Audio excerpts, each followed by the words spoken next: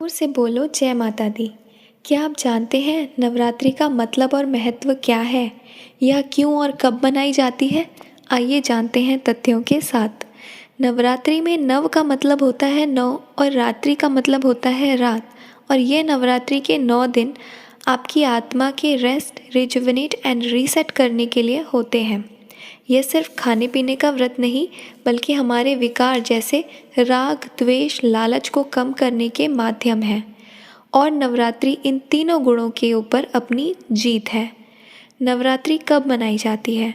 हिंदू पंचांग के अनुसार यह त्यौहार शरद ऋतु में आश्विन शुक्ल पक्ष की प्रतिपदा से शुरू होता है और पूरे देश में बड़े उत्साह के साथ मनाया जाता है। नवरात्रि क्यों मनाई जाती है?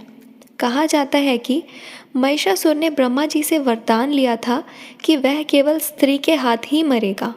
ऐसा वरदान पाकर उसने पूरे ब्रह्मांड में हाहाकार मचा दिया। तब माता दुर्गा ने 9 दिनों तक महिषासुर के साथ युद्ध करके उसे 10वें दिन मार दिया।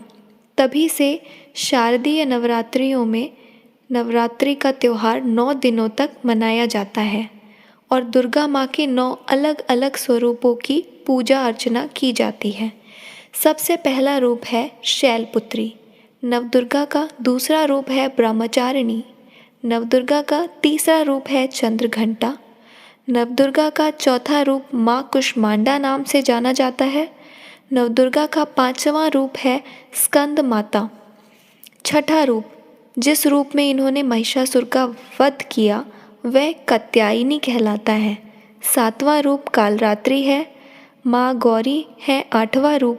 माँ दुर्गा का 9वां रूप है सिद्धिदात्री। आइए अब बात करते हैं तथ्यों पर। नवरात्रि 9 रातों की ही क्यों होती है? 9 इस नंबर को बुद्धिज़्म और जैनिज़्म, चाइनीज़ संस्कृति जैसे अन्य ईसाइयों संस्कृति में शुभ माना गया है। हमारी सनातन संस्कृति में भी नवग्रह, नवरत्न, नवरस, शरीर के नवद्वार और नवदुर्गा को माना गया है। गणित के अनुसार 9 सबसे बड़ा अंक है। जिसके हर मल्टीपल के डिजिट्स को जोड़ा जाए तब भी 9 ही बनता है।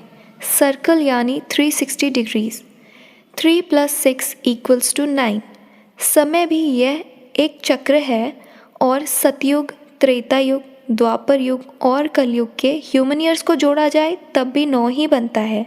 एक बच्चा भी अपनी माँ के गर्भ में 9 महीने तक रहता है। इन सब का यही मतलब है कि 9 मतलब समापन, कंप्लीशन। 9 के बाद फिर से एक आता है जहाँ से साइकिल फिर शुरू होता है।